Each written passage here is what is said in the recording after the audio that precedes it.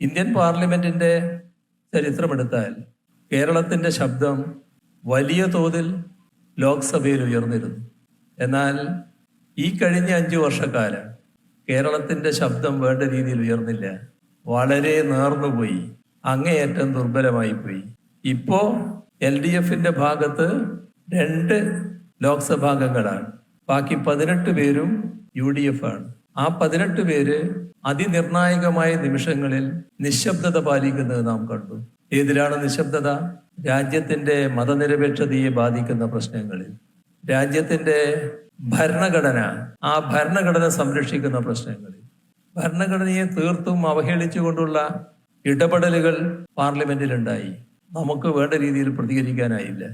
ഈ രാജ്യത്തെ ഒരുപാട് ജനവിഭാഗങ്ങളെ അത്യധികം ആശങ്കയിലാഴ്ത്തുന്ന ഒട്ടേറെ നടപടികൾ കേന്ദ്ര ഗവൺമെന്റ് ഭാഗത്തു നിന്ന് രാജ്യത്തിന്റെ വിവിധ ഭാഗങ്ങളിൽ, വിവിധ സംസ്ഥാനങ്ങളിൽ എല്ലാം ഉണ്ടായി.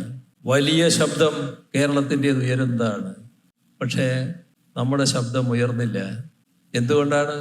ഇടതുപക്ഷത്തിന് പ്രാതിനിധ്യം വല്ലാതെ കുറഞ്ഞുപോയി.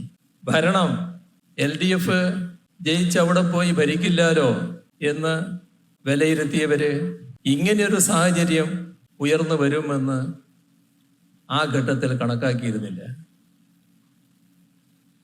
മാത്രമല്ല, എല്ലാ ഘട്ടത്തിലും എല്ലാ വർഗീയ നീക്കങ്ങൾക്കുമെതിരെ ഉറച്ച നിലപാടാണ് കേരളം എടുത്തിട്ടുള്ളത്. വർഗീയ നീക്കങ്ങൾക്കെതിരെ ഉച്ചത്തിൽ ശബ്ദിക്കുന്ന രീതിയാണ് കേരളം സ്വീകരിച്ചിരുന്നത്. അതാണ് ലോക്സഭയുടെ അനുഭവം. പക്ഷേ ഈ കഴിഞ്ഞ ലോക്സഭാ കാലയളവ് കേരളത്തിന് ആ രീതിയിൽ ശബ്ദമുയർത്താനേ കഴിഞ്ഞില്ല. കാരണം ഈ 18 പേര് അത്തരത്തിൽ ശബ്ദിക്കാൻ തയ്യാറായിരുന്നില്ല. നാം വർഗീയതക്കെതിരായി സമീപനം സ്വീകരിക്കുന്നവരാണ്. മതനിരപേക്ഷതയുടെ ഭാഗമായി നിലകൊള്ളുന്നവരാണ്. മതനിരപേക്ഷതയുടെ ഭാഗമായി നിലകൊള്ളുന്നവര് വർഗീയതയുമായി സമരസപ്പെട്ടു പോകുന്ന ഏതെങ്കിലും കൂട്ടരുണ്ടെങ്കിൽ അവരെ കൂടി എതിർത്തു പോയെങ്കിൽ മാത്രമേ മതനിരപേക്ഷത സംരക്ഷിക്കാനാവൂ. ഈ കൃത്യമായ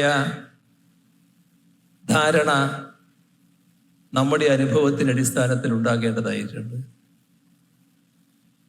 വാശിയോടെ കോൺഗ്രസിന് എണ്ണം കുറയാൻ പാടില്ല എന്ന ധാരണയോടെ പ്രവർത്തിച്ച കോൺഗ്രസ്സുകാരല്ലാത്തവരുണ്ട്. ഇപ്പൊ ശാന്തമായി ആലോചിക്കണം. ഈ കഴിഞ്ഞ 5 വർഷക്കാലത്തെ അനുഭവം വെച്ച് ആലോചിക്കണം. എന്താണ് അനുഭവം? അവർ പ്രതീക്ഷിച്ചതാണോ നടന്നത്? ഈ രീതിയിൽ നമ്മുടെ രാജ്യത്ത് വർഗീയ ശക്തികൾ പല വിധത്തിൽ അഴിഞ്ഞാടുമ്പോൾ അതിനെതിരെ ശബ്ദിക്കാൻ പോലും നാക്കനക്കാൻ പറ്റാത്തവര്, പൂർണ്ണ മൗനം പാലിക്കുന്നവര്, അത്തരം ഒരു കൂട്ടര് തങ്ങളുടെ പ്രതിനിധികളാകണം എന്ന് ഈ പറയുന്നവരാരെങ്കിലും ആഗ്രഹിച്ചിരുന്നോ? കേരളത്തിന്റെ അനുഭവം ഈ കഴിഞ്ഞ ലോക്സഭയെ സംബന്ധിച്ചെടുത്താൽ ലോക്സഭാംഗങ്ങളായി തിരഞ്ഞെടുക്കപ്പെട്ട മഹാഭൂരിഭാഗം പേരും വൻപിച്ച പരാജയമായി മാറി എന്നുള്ളതാണ്. ജനങ്ങളുടെ പ്രതീക്ഷക്കനുസരിച്ച് ഉയരാൻ അവർക്ക് കഴിഞ്ഞില്ല. എന്താണോ കേരളം ആഗ്രഹിക്കുന്നത് അതിനനുസരിച്ച് നിലപാടെടുക്കാൻ പറ്റിയില്ല.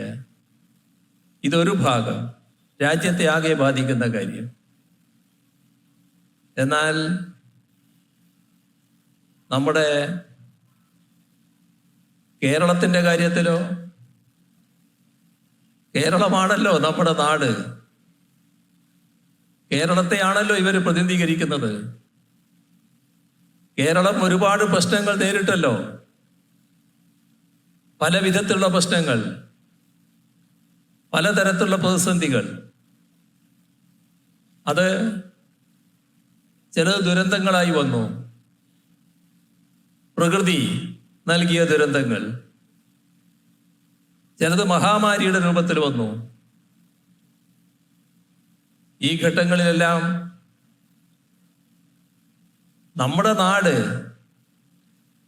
അത്തരം കാര്യങ്ങളെ അതിജീവിച്ചു പോകണമല്ലോ. അതിനാവശ്യമായ സഹായം ലഭിക്കണമല്ലോ. ഇപ്പോ നൂറ്റാണ്ടിലെ മഹാപ്രളയമാണ് 2018 നാം അനുഭവിക്കേണ്ടി വന്നത്. ആ ഘട്ടത്തിൽ കേരളത്തെ സഹായിക്കാൻ പ്രത്യേകമായ പാക്കേജ് കേന്ദ്ര ഗവൺമെന്റ് ഭാഗത്തുണ്ടാകേണ്ടതല്ലേ? ഈ പറഞ്ഞ 18 ഏതെങ്കിലും ഒരാളുടെ നാക്കനങ്ങിയോ? അവരുടെ കൂടി നാടല്ലേ, അവരെ ജയിപ്പിച്ചവരല്ലേ ഈ കേരളത്തിലുള്ളത്. ആ കേരളമല്ലേ പ്രതിസന്ധിയിലാകുന്നത്. ശബ്ദിക്കാൻ തയ്യാറായോ? തെറ്റായ നിലപാടുകൾ, ഞാൻ വളരെ വിസ്തരിച്ചു പോകുന്നില്ല, കാരണം ദീർഘമായി പറയേണ്ടി വരും എന്നുള്ളത്. അതിന്റെ വിശദാംശങ്ങളിലേക്കൊന്നും ഞാൻ പോകുന്നില്ല. തെറ്റായ നിലപാടുകൾ കേന്ദ്ര ഗവൺമെന്റ് എടുത്തപ്പോ അരുത് എന്ന് പറയാൻ ഇവരാരുടെയെങ്കിലും നാക്കനങ്ങിയോ? എന്തേ അവർക്ക് പ്രയാസം? നമ്മുടെ നാടിനെ അർഹതപ്പെട്ടത് നിഷേധിച്ചുകൊണ്ടിരിക്കുന്നു. ചെറിയ നിഷേധമല്ല. കേരളം ബഹുമാനപ്പെട്ട സുപ്രീം കോടതിയുടെ മുന്നിൽ 2016 ശേഷം ഇതേവരെ കേരളത്തിന് അർഹതപ്പെട്ടത് നിഷേധിച്ച തുക എത്ര എന്നത് കൂട്ടി പറഞ്ഞു. എത്രയാത്? 2016 ശേഷം ഇതേവരെയുള്ള കേരളത്തിന് അർഹതപ്പെട്ടത് നിഷേധിച്ചത് 1,07,500 കോടിയിൽ പരം രൂപ.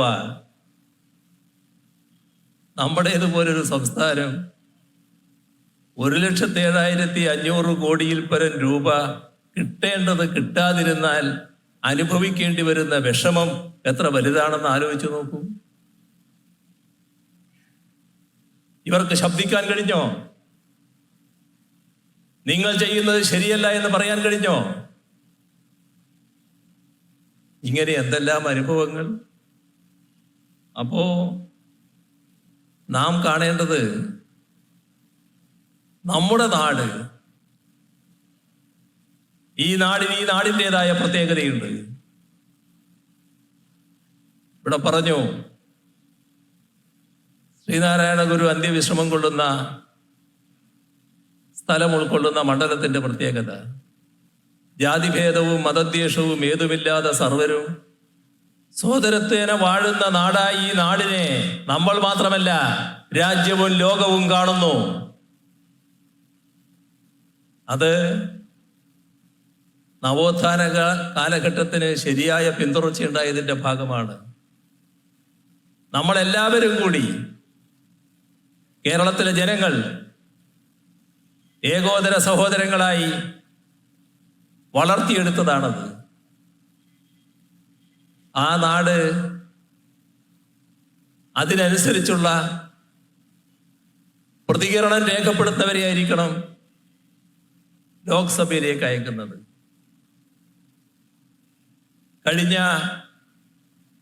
ഈ കാലയളവ് കടുത്ത ദുരനുഭവമാണ് നമുക്കുണ്ടാക്കിയിട്ടുള്ളത്.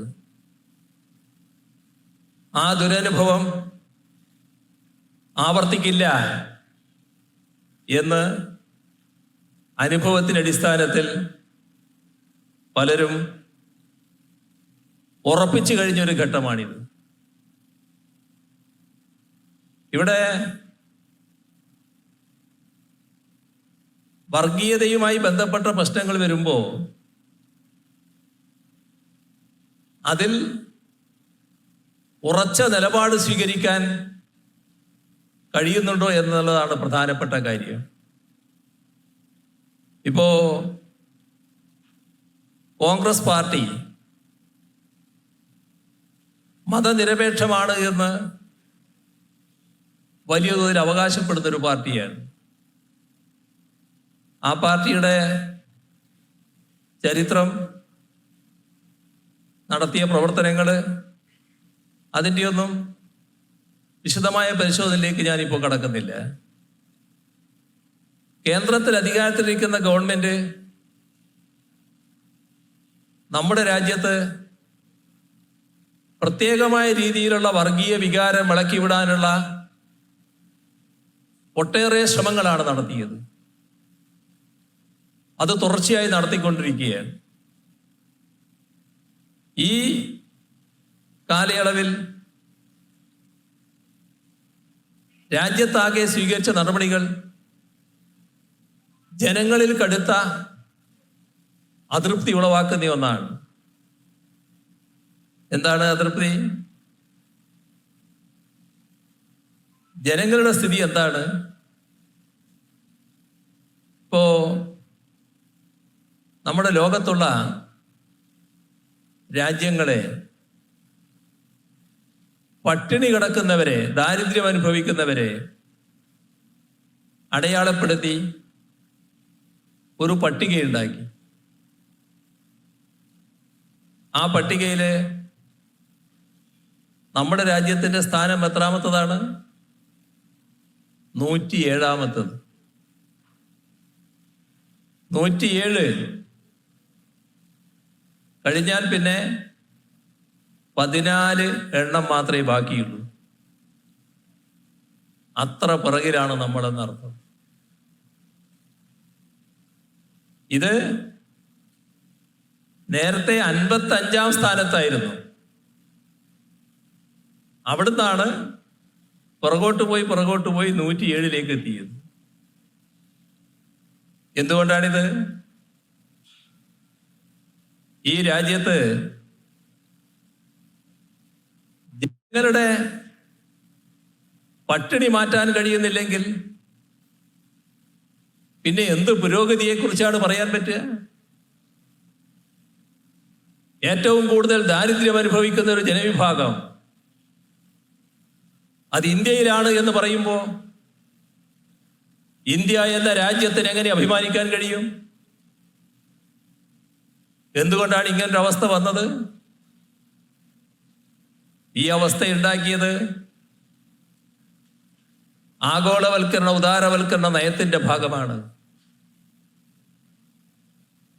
ആഗോളവൽക്കരണ, ഉദാരവൽക്കരണ നയത്തിന്റെ ഭാഗമാണ് എന്ന് ഞാൻ പറയുമ്പോൾ അതിൻ്റെ ഉത്തരവാദികളായവർക്കെല്ലാം അത് ബാധകമാണ്. ആരാണ് ഉത്തരവാദി? ആഗോളവൽക്കരണ, ഉദാരവൽക്കരണ നയം നടപ്പിലാക്കിയവർ തന്നെ. ആരാ നടപ്പാക്കിയത്? നമ്മളാരും മറന്നുപോയിട്ടുണ്ടാവില്ല. കോൺഗ്രസ്, നരസിംഹറാവുവിന്റെ ഗവൺമെന്റ്. പിന്നീട് ഇങ്ങോട്ട് ആ നയമാണ് നടപ്പാക്കി വന്നത്. ആ നയം കോൺഗ്രസ് നടപ്പാക്കുമ്പോൾ ആ നയത്തെ പിന്താങ്ങിയവരാണ് BJP. കാരണം BJPയുടെ ഈ നയം അതാണ്. പിന്നീട് BJP അധികാരത്തിൽ വന്നു, അതേ നയം തുറന്നു. ഇപ്പോ അതിതീവ്രമായി ആ നയം നടപ്പാക്കുന്നു. ഉദാരവൽക്കരണത്തിന്റെ ഭാഗമായുള്ള കടുത്ത സ്വകാര്യവൽക്കരണം എല്ലാം രാജ്യത്ത് നടപ്പാകുന്നു. കോൺഗ്രസിന്റെ നിലപാട് എന്താണ്? തങ്ങളുടെ നയം ഇപ്പോൾ ഇവർ നടപ്പാക്കുന്നു, ആ നടപ്പാക്കുന്നവരുടെ കൂടെയാണ് ഞങ്ങൾ എന്ന നിലപാടാണ് കോൺഗ്രസിന്. അത് ആ നയത്തിന്റെ ഭാഗമായുള്ള സാമ്പത്തിക നയം രാജ്യത്ത് സമ്പന്നരെ അതിസമ്പന്നരാക്കുന്നു. അതിസമ്പന്നരായ ഏതാനും വ്യക്തികളെ, ഏതാനും ഗ്രൂപ്പുകളെ വലിയ തോതിൽ ശക്തിപ്പെടുത്തുന്നു. അതേസമയം ദരിദ്രരെ പരമദരിദ്രരാക്കുന്നു. ഇതാണ് ഈ നയത്തിന്റെ പ്രത്യേകത. ഈ നയത്തിൽ നിന്ന് മാറിയാലോ, ആ നയത്തിൽ നിന്ന് വ്യത്യസ്തമായി ബദൽ നയം നടപ്പാക്കിയാലോ, നമുക്ക് രാജ്യത്തിന്റെ മുന്നിൽ, ലോകത്തിന്റെ മുന്നിൽ കേരളത്തെ മാതൃകയായി കാണിക്കാൻ കഴിയും. ഇതേ പ്രശ്നത്തിൽ, ദാരിദ്ര്യ പ്രശ്നത്തിൽ, അതിദാരിദ്ര്യം അനുഭവിക്കുന്നവരുടെ പ്രശ്നത്തിൽ ഇന്ത്യ രാജ്യത്ത് ഏറ്റവും കുറഞ്ഞ അതിദരിദ്രരുള്ള സംസ്ഥാനമാണ് കേരളം. 1% പോലുമില്ല, 0.7. നേരത്തെ, ഇപ്പോഴതും കുറയുന്നു. 0.7 അത് ഏത് സർക്കാരിനും തള്ളിക്കളയാ. കാരണം അത് അത്ര വലിയ നമ്പർ അല്ലല്ലോ, ഗൗരവത്തിലെടുക്കാതിരിക്കാം. പക്ഷേ കേരളത്തിൽ നടപ്പാക്കുന്ന ആഗോളവൽക്കരണ, ഉദാരവൽക്കരണ നയത്തിൽ നിന്ന് വ്യത്യസ്തമായ ബദൽ നയം, ആ ബദൽ നയത്തിന്റെ ഭാഗമായി ആ പ്രശ്നം ഗൗരവമായി കണ്ടു. കേരളത്തിലെ സർക്കാർ കൃത്യമായി പ്രഖ്യാപിച്ചു, ഈ പറയുന്ന 0.7%, കൃത്യമായി പറഞ്ഞാൽ 64,006 കുടുംബം, അവരെ 2025 നവംബർ 1 പൂർണ്ണമായും അതിദരിദ്രാവസ്ഥയിൽ നിന്ന് മുക്തരാക്കും. ആ പ്രവർത്തനം കേരളമാകെ ഏറ്റെടുത്തു. തദ്ദേശഭരണ സ്ഥാപനങ്ങൾ ഏറ്റെടുക്കുന്നു. എന്താ ഇപ്പൊ സ്ഥിതി? 1 വർഷം കഴിഞ്ഞു. കഴിഞ്ഞ നവംബർ 1 സർക്കാർ പ്രഖ്യാപിച്ചു എത്ര പേര് അതിദരിദ്രാവസ്ഥയിൽ നിന്ന് മുക്തരായി. ഏകദേശം പകുതിയോളം, 47% കൂടുതൽ ഇപ്പൊ തന്നെ അതിദരിദ്രാവസ്ഥയിൽ നിന്ന് മുക്തരായി കഴിഞ്ഞു. ഈ നവംബർ 1 അതല്ല ടാർഗറ്റ് തീയതി, 2025 നവംബർ 1. പക്ഷേ 2024 നവംബർ 1 തന്നെ ഈ പരമദരിദ്രാവസ്ഥയിലുള്ള കുടുംബങ്ങൾ മിക്കവാറും അതിൽ നിന്ന് മുക്തരാകും. ഒരു സംശയവുമില്ല, 2025 നവംബർ 1 നേരത്തെ പ്രഖ്യാപിച്ചതുപോലെ നമ്മുടെ സംസ്ഥാനം അതിദരിദ്രരില്ലാത്ത ഒരു നാടായി മാറുന്നു. ഈ രാജ്യത്ത് ഏതെങ്കിലും ഒരു സംസ്ഥാനത്തിന് അങ്ങനെ ഒരു കാര്യം അവകാശപ്പെടാൻ കഴിയുമോ? ഏതെങ്കിലും ഒരു സംസ്ഥാനം ഞങ്ങളുടെ നാട്ടിലെ അതിദരിദ്രരെ അതിൽ നിന്ന് മുക്തരാക്കും എന്ന് ഈ അനുഭവത്തിന്റെ അടിസ്ഥാനത്തിൽ ഇനിയെങ്കിലും പ്രഖ്യാപിക്കുന്ന നിലയുണ്ടാകുമോ?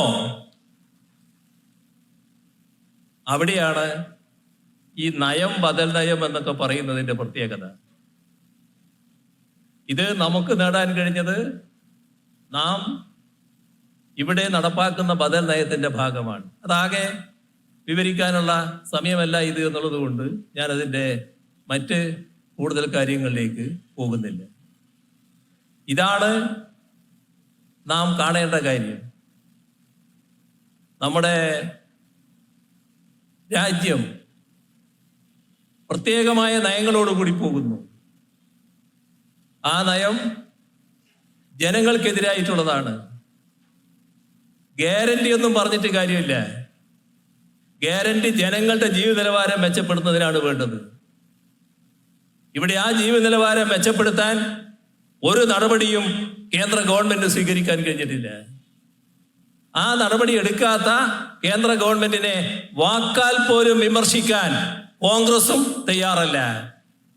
കാരണം രണ്ടു കൂട്ടരുടെയും നയം ഒന്നാണ്, സാമ്പത്തിക നയം ഒന്നാണ്. ഇതാണ് നാം കാണേണ്ടത്. ഈ ഒരവസ്ഥ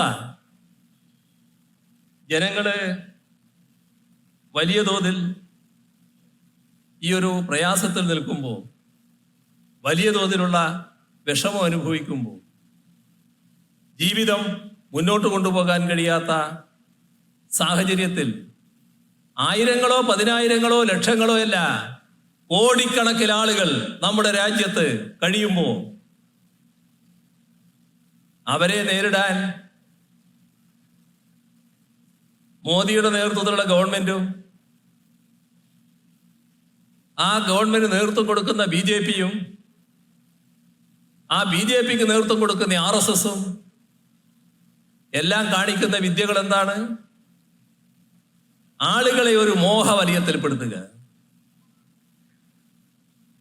അതാണ് നേരത്തെ അയോധ്യയിൽ കണ്ട പ്രാണപ്രതിഷ്ഠാ ചടങ്ങിൽ നമുക്ക് കാണാൻ പറ്റുക. സാധാരണ വ്യക്തികളുടെ കാര്യങ്ങളാണ് അതൊക്കെ, രാഷ്ട്രത്തിൻ്റെതായ കാര്യമല്ല. പക്ഷെ ഒരു രാഷ്ട്രകാര്യമായി മാറ്റാനായിരുന്നു BJP ശ്രമിച്ചത്. എന്താണ് കോൺഗ്രസ് അതിൽ സ്വീകരിച്ച നിലപാട്? ഹിമാചൽ പ്രദേശ് കോൺഗ്രസിന് ഭരണമുള്ളൊരു സംസ്ഥാനം, ഒരു മന്ത്രി തന്നെ നേരിട്ട് അവിടെ ഹാജരാകുന്നു, പൊതു അവധി പ്രഖ്യാപിക്കുന്നു. BJPയിൽ നിന്ന് RSSൽ നിന്ന് എന്ത് വ്യത്യസ്ത നിലപാടാണ് ഇവർക്കുള്ളത്? തെലങ്കാന, അവിടെ കോൺഗ്രസ് നൽകിയ വാഗ്ദത്തം തെരഞ്ഞെടുപ്പ് ഘട്ടത്തിൽ ഞങ്ങൾ അധികാരത്തിലെത്തിയാൽ 100 മണ്ഡലത്തിൽ 10 കോടി രൂപ വീതം ചെലവിട്ട് രാമക്ഷേത്രം നിർമ്മിക്കും. എന്താണ് BJPയിൽ നിന്ന് കോൺഗ്രസിനെ വേറിട്ട് നിർത്തുന്നത്? നമ്മുടെ തൊട്ടുകിടക്കുന്ന കർണാടക ആ ദിവസങ്ങളിൽ കാണിച്ച കാര്യങ്ങൾ വാർത്തകളിൽ വന്നതാണ്. ഇതല്ലേ നമ്മുടെ നാടിന്റെ രാജ്യത്തിന്റെ അനുഭവം? കോൺഗ്രസിന് കൃത്യതയോടെയുള്ള നിലപാടുകൾ സ്വീകരിക്കാനാകുന്നില്ല. രാജ്യം കോൺഗ്രസിൽ നിന്ന് നിലപാട് പ്രതീക്ഷിച്ച ഘട്ടങ്ങളുണ്ടായിരുന്നു. ഇടതുപക്ഷം കൃത്യമായ നിലപാട് സ്വീകരിക്കുമ്പോൾ തന്നെ കോൺഗ്രസ് BJP സ്വീകരിക്കുന്ന നിലപാടിന് എതിർപ്പില്ല എന്ന മട്ടിൽ നിലപാടുകൾ എടുത്തത് നാം കണ്ടതാണ്. ഏക സിവിൽ കോഡ്, RSSന്റെ നേതൃത്വത്തിൽ BJP സർക്കാർ നടപ്പാക്കാൻ പുറപ്പെടുന്നു.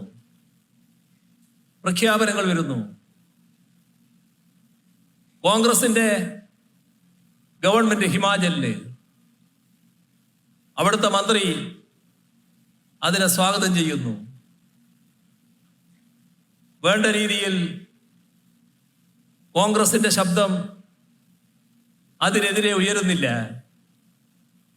എല്ലാം നമ്മുടെ അനുഭവത്തിലുള്ള കാര്യമാണ്. ഇപ്പൊ രാജ്യത്തിന്റെ പൊതുവായ സമീപനം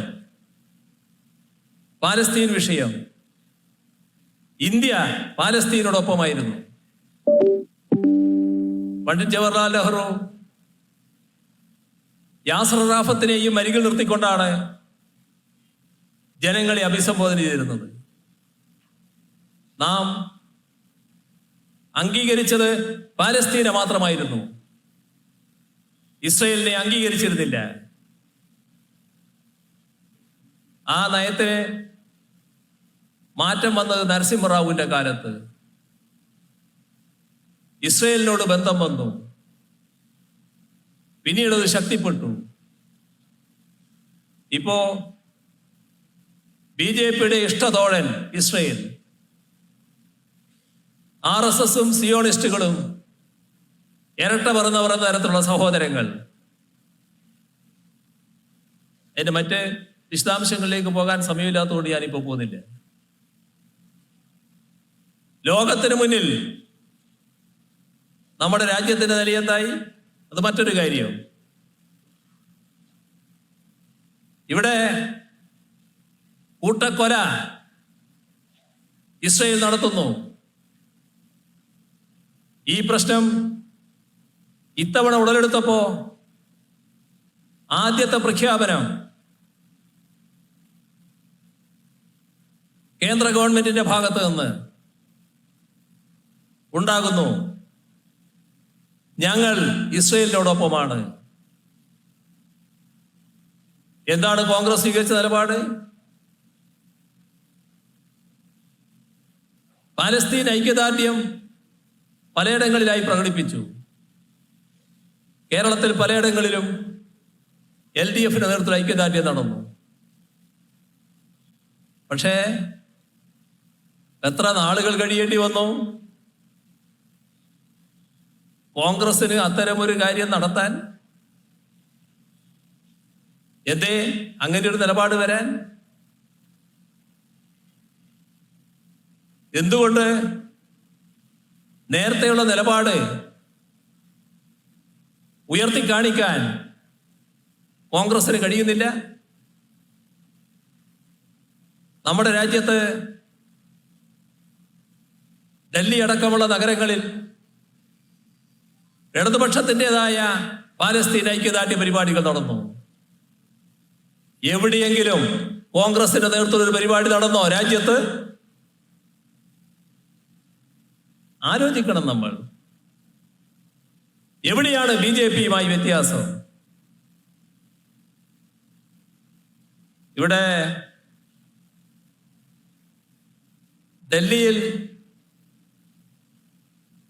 ഡൽഹിയിലെ കേജ്രിവാൾ ഗവൺമെന്റിന് എതിരെ കേന്ദ്ര ഗവൺമെന്റ് സ്വീകരിച്ച നടപടികൾക്കെതിരായി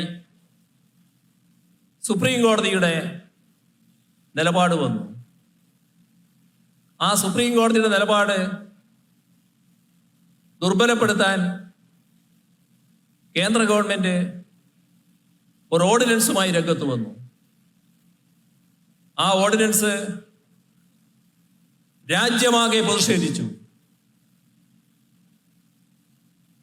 അവിടുത്തെ AAP മാത്രമല്ല, രാജ്യത്തെ എല്ലാ ഇടതുപക്ഷ ജനാധിപത്യ വിശ്വാസികൾ അതിനെ എതിർത്തുകൊണ്ട് രംഗത്ത് വന്നു. കോൺഗ്രസിന് ശബ്ദിക്കാനായോ? എന്തേ ശബ്ദിക്കാൻ കഴിയാതിരുന്നത്? കോൺഗ്രസ് ഡൽഹിയിലും പഞ്ചാബിലും ആ ഘട്ടത്തിൽ കേജ്രിവാൾ ഗവൺമെന്റിനെ കടുത്ത ഭാഷയിൽ ആക്ഷേപിക്കുകയായിരുന്നു. കേന്ദ്ര ഗവൺമെന്റിന്റെ ഓർഡിനൻസിന് പരോക്ഷമായ പിന്തുണ കൊടുക്കലായിരുന്നു അത്. രാജ്യമാകെ അതിനെതിരെ രംഗത്ത് വന്നപ്പോ അവസാനം ഗത്യന്തരമില്ലാതെ അതിനെ പിന്താങ്ങുന്നുവെന്ന് കോൺഗ്രസും പറഞ്ഞു. ഇതല്ലേ ഉണ്ടായത്? ഇവിടെ BJPയും കോൺഗ്രസും തമ്മിലുള്ള വ്യത്യാസം. നമ്മുടെ രാജ്യത്ത് വലിയൊരു ഭാഗം ജനങ്ങളെ വലിയ തോതിൽ ഉത്കണ്ഠയിലാക്കിയതാണ് പൗരത്വ നിയമ ഭേദഗതി. ആ പൗരത്വ നിയമ ഭേദഗതിയുടെ കാര്യത്തിൽ കേരളം കൃത്യമായ നിലപാട് ആദ്യമേ തന്നെ സ്വീകരിച്ചു. അർത്ഥശങ്കക്കിടയില്ലാതെ വ്യക്തമാക്കി ഇവിടെ അത് നടപ്പാക്കില്ല എന്ന്. കേരള നിയമസഭ ഒരു പ്രമേയവും അംഗീകരിച്ചു.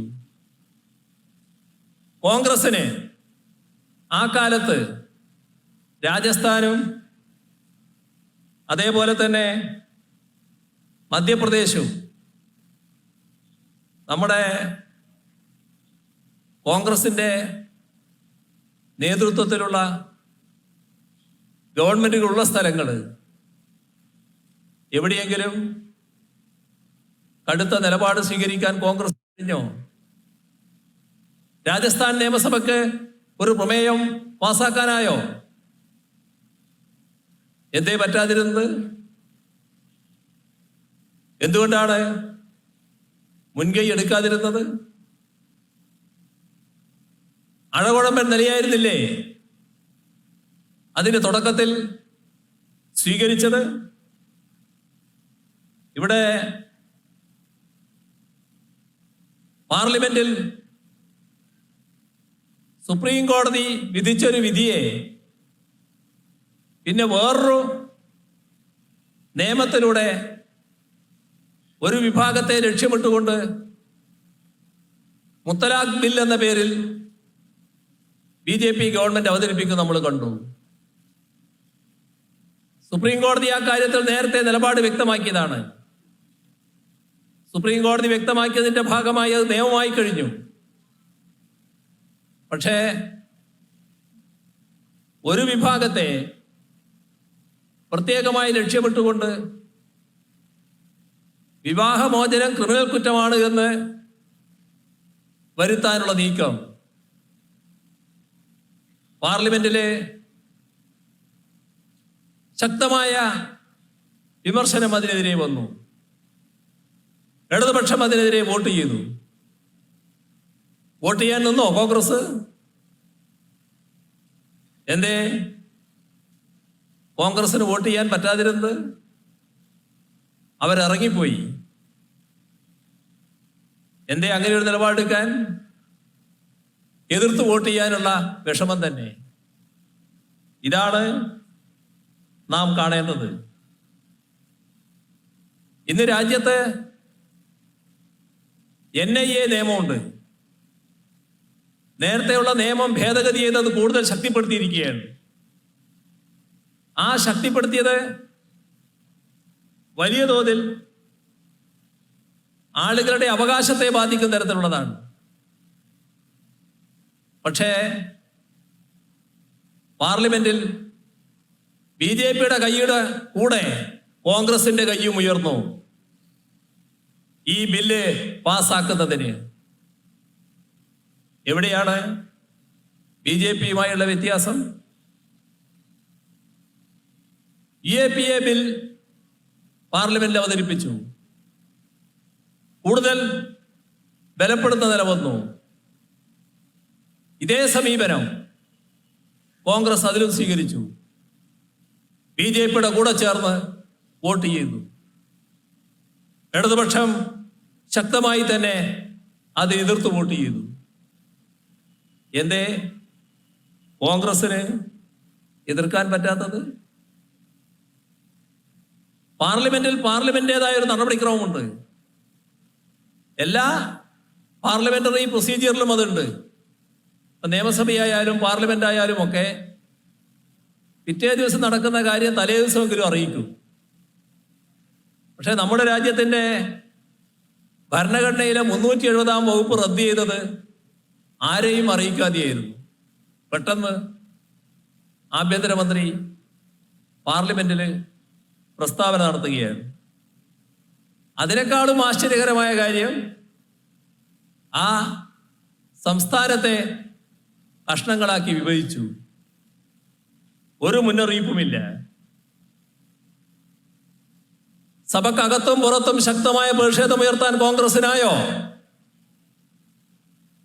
എന്തേ BJPയുമായി ഒരു സമരസപ്പെടൽ? കോൺഗ്രസിൽ എത്ര പേർ ആ ബില്ല് കൊണ്ടുവന്നതിന് BJPയെ പ്രശംസിക്കാൻ തയ്യാറായി? എവിടെയാണ് വ്യത്യാസം? ഇതാണ് ആലോചിക്കേണ്ട കാര്യം. നമ്മുടെ രാജ്യത്തിൻ്റെ അനുഭവം വളരെ തിക്തമായതാണ്. കോൺഗ്രസിനെ ജനങ്ങൾ വിജയിപ്പിക്കുന്നു. കോൺഗ്രസ് അധികാരത്തിലെത്തുന്നു. ആ അധികാരം കോൺഗ്രസ് നേരെ BJP ഏൽപ്പിക്കുന്നു. ഇതൊരു സങ്കല്പകഥയാണോ? അരുണാചൽ ഇതല്ലേ നടന്നത്? 2016 60 സീറ്റിൽ 40 സീറ്റ് കോൺഗ്രസിന്.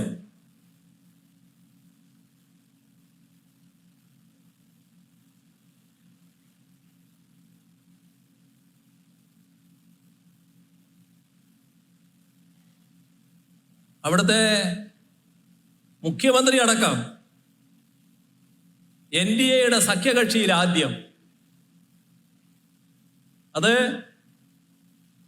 ജൂലൈയിലാണ് തെരഞ്ഞെടുപ്പ്, സെപ്റ്റംബറിലാണ് ഇവരെല്ലാവരും കൂറുമാറി NDAയുടെ സഖ്യകക്ഷിയാകുന്നത്. സെപ്റ്റംബർ കഴിഞ്ഞ് ഡിസംബർ ആയപ്പോ ഈ 43 പേരും BJPയിൽ. എങ്ങനെയുണ്ട്? തളികയില് ഭരണം വെച്ച് കോൺഗ്രസിന് കൊടുക്കുകയാണ്, അല്ല BJPക്ക് കൊടുക്കുകയാണ്. ഇതല്ലേ ഉണ്ടായത്? ഏതെല്ലാം സംസ്ഥാനങ്ങളിൽ എന്തൊക്കെ നടന്നു? ഗോവയില് ഓർമ്മയില്ലേ? 2017 ഏറ്റവും വലിയ ഒറ്റക്കക്ഷി കോൺഗ്രസ് അനങ്ങില്ല. ഏറ്റവും വലിയ ഒറ്റക്കക്ഷിയല്ലേ ഞങ്ങൾ ഗവൺമെന്റ് രൂപീകരിക്കാൻ സന്നദ്ധമാണെന്ന് പറയേണ്ടത്? പറയാൻ തയ്യാറില്ല, ഒരവകാശവാദവുമില്ല. അന്ന് 13 പേര് മാത്രം BJP,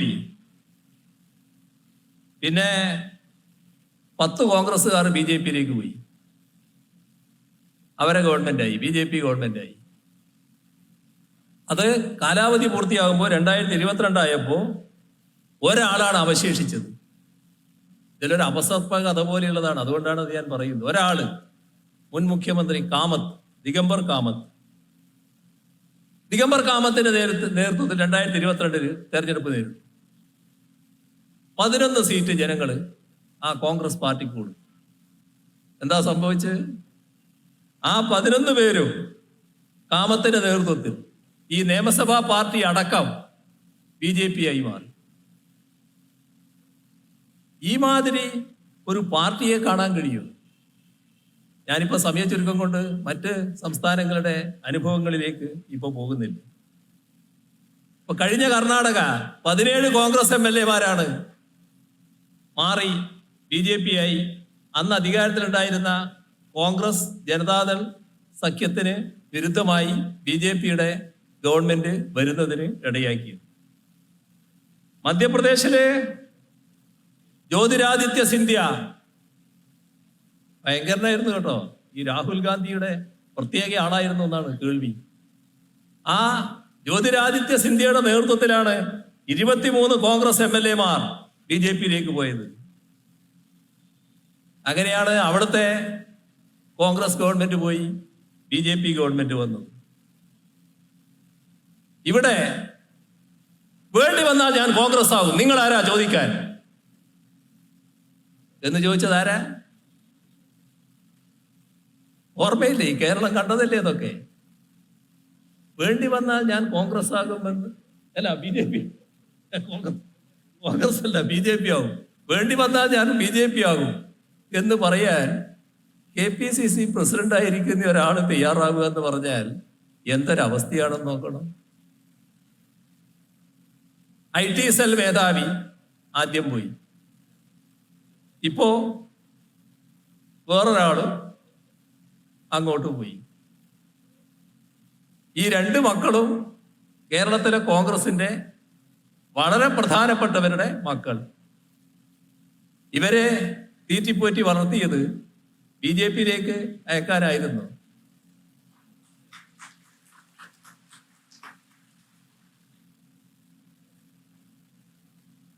ഈ കഴിഞ്ഞ ഇവര് വളരെ യോജിപ്പാണെന്ന് കാണിക്കാൻ വേണ്ടി നടത്തിയ ഒരു പരിപാടി ഉണ്ടായിരുന്നല്ലോ. നമ്മുടെ KPCC പ്രസിഡന്റും പ്രതിപക്ഷ നേതാവും കൂടി നടത്തിയ ഒരു പരിപാടി നല്ല യോജിപ്പായിരുന്നല്ലോ. ഒരു നല്ല രീതിയിൽ അദ്ദേഹം പറയുന്നത് ആളുകൾക്ക് മനസ്സിലാകാത്തതുകൊണ്ടാണെന്നാണ് അദ്ദേഹം പറഞ്ഞത്. എല്ലാവരും കേട്ടതാണല്ലോ. ഞാനതൊന്നും പറയാൻ പോകുകയല്ല. അതിന്റെ സമാപനം നടന്നപ്പോ തെലങ്കാനയിൽ നിന്നൊരു മുഖ്യമന്ത്രി ഇവിടെ കൊണ്ടുവന്നു. ഇയാള് പുതിയ മുഖ്യമന്ത്രി ഇവിടെ വന്ന് സംസാരിച്ച് അദ്ദേഹം തിരിച്ചുപോയി. തിരിച്ചെത്തി തെലങ്കാനയിൽ വെച്ച് ആദ്യം പറഞ്ഞത് എന്താണെന്നറിയോ?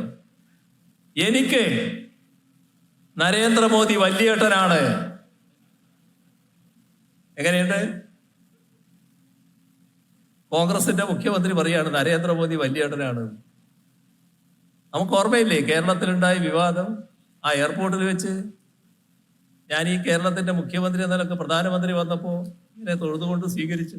ഓ, എന്തൊരു പുകിലായിരുന്നു, എന്തെല്ലാമായിരുന്നു അതിനെപ്പറ്റി പറയാൻ വേണ്ടി തയ്യാറായവർ. അവർക്കെല്ലാം നാക്കിന് എന്ത് പറ്റി? ഇതാരും കേട്ടില്ലേ?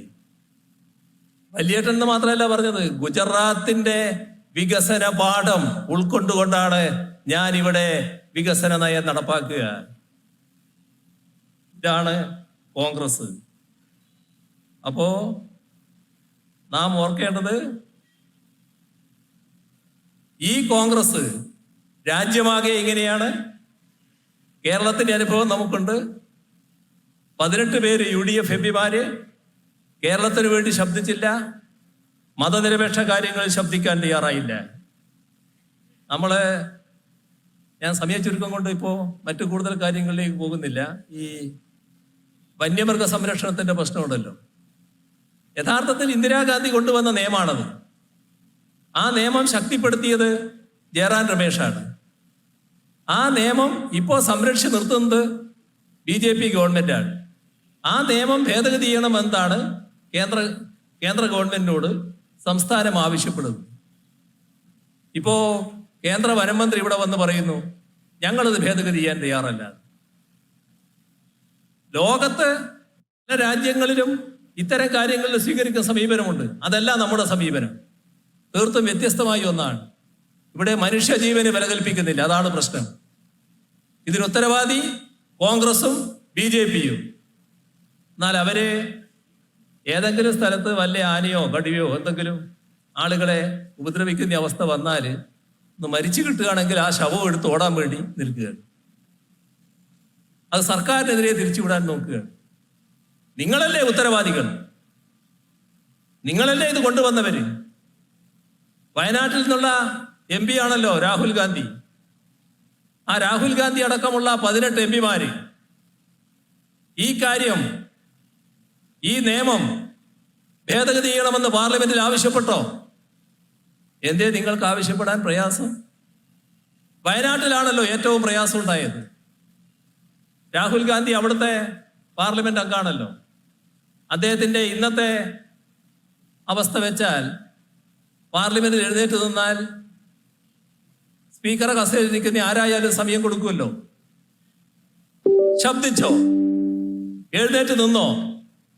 ആ വയനാടിന്റെ പ്രശ്നം അവതരിപ്പിക്കാൻ തയ്യാറായോ? ഈ നിയമം അപകടകരമാണ്, ജനങ്ങളെ രക്ഷിക്കണം എന്നാവശ്യപ്പെടാൻ തയ്യാറായോ? എന്തേ അതിനൊന്നും തയ്യാറാകാത്തത്?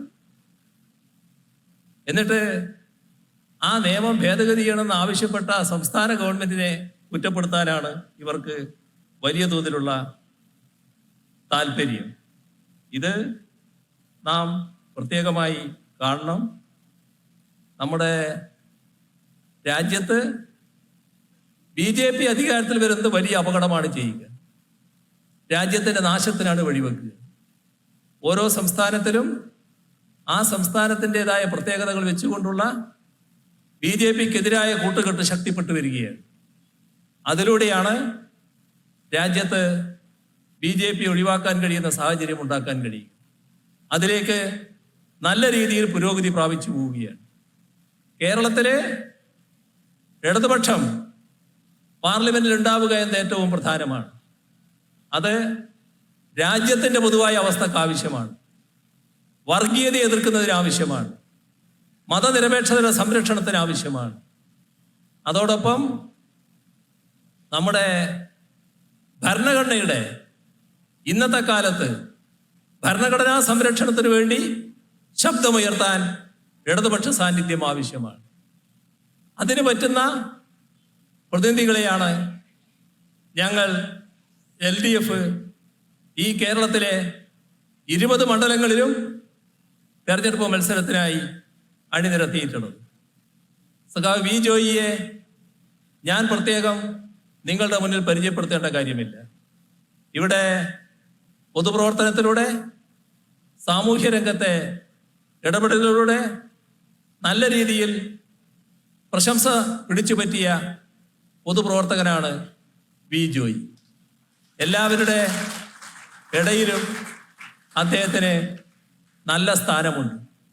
ആ പേര് പ്രഖ്യാപിച്ചു കഴിഞ്ഞപ്പോൾ തന്നെ എല്ലാവരും, ഇടതുപക്ഷ ജനാധിപത്യ മുന്നണിക്കാർ മാത്രമല്ല, എല്ലാ വിഭാഗം ജനങ്ങളും ആ പേര് നെഞ്ചേറ്റി ജോയിയെ വിജയിപ്പിക്കും എന്ന് പ്രഖ്യാപിക്കുന്ന അവസ്ഥയാണ് ഉണ്ടായിട്ടുള്ളത്.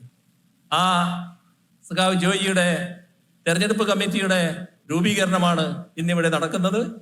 ഈ പരിപാടിയുടെ ഔപചാരികമായ ഉദ്ഘാടനം നിർവഹിച്ചതായി അറിയിച്ചുകൊണ്ട് മറ്റു കൂടുതൽ കാര്യങ്ങളിലേക്ക് കടക്കാതെ അവസാനിപ്പിക്കുന്നു.